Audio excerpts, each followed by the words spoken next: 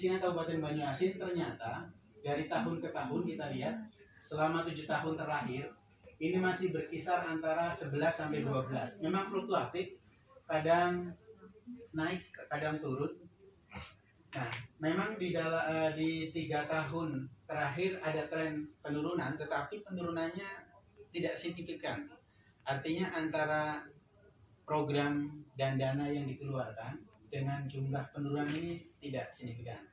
Sampai dengan tahun 2017 masih angka kemiskinan itu memang 11,477, masih lebih rendah dari angka kemiskinan Kabupaten Banyuasin. Next lagi.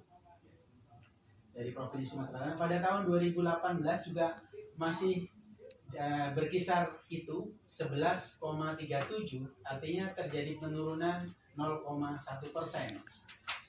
Nah nih, setelah kita telusuri, ya, kita tidak tepat dalam menentukan titik nolnya di mana. Maka dengan adanya si Bangkit, semua instansi majunya ke sana.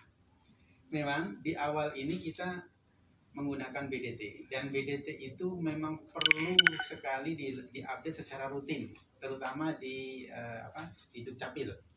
Jadi makanya data-data yang ada ini harus valid. Yang pertama, kita sering menjumpai bahwa setelah dicek ke lapangan, maka di sini diperlukan data di tingkat desa, karena dia mempunyai data yang valid dan reliable.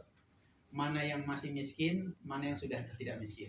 Nah itu, sehingga pengupdatean ini makanya perlu duduk bersama, pandangannya juga sama, satu pandangan, yaitu si Bangkit. Maka dari situ kita bisa melakukan secara rame-rame gotong royong, gitu.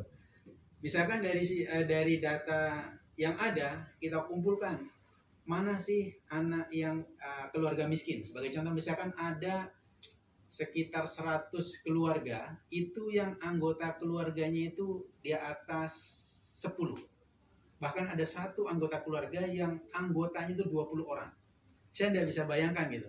Yang belum kami cek secara langsung. Jadi pasti di antara satu keluarga yang banyak itu, yang di atas 5 rata-rata ada usia sekolahnya ada. Tetapi kalau tadi satu keluarga yang sekitar 5.400 orang itu, dia intervensinya berbeda. Gak mungkin kita latih lagi. Gimana usianya sudah 50 tahun? Udah repot, tinggal dia mempertahankan hidup saja. Dilatih, mau dilatih apa? Ini intervensinya berbeda. Sosial. Iya, sosial ini. Jadi apakah nanti lewat posyandu atau apa, maka bicarakan sama. Ini loh, ada 5.400 orang terdistribusi di kecamatan A, B, C, D, ada semua. Nah ini tinggal intervensinya ada. Yang anak sekolah, intervensinya seperti apa? Kemudian mereka yang tidak KB, kan indikator kemiskinan itu ada banyak, ya, ada banyak.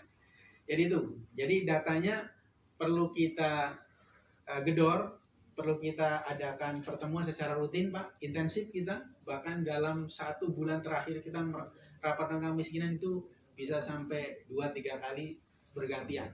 Nah, ngecek.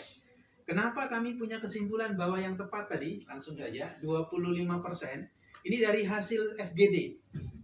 Ya, di FGD. Jadi di FGD itu ternyata setelah dicek, kemudian kita verifikasi, ketepatan itu sekitar 25%. Sisanya itu meleset. Di sisi lain kemarin pada saat kita melibatkan perguruan tinggi juga pada saat FGD dari perguruan tinggi yang mereka pengalaman di lapangan, dan salah satu hal penting penguatan di bidang agama kemiskinan itu. Kenapa? Karena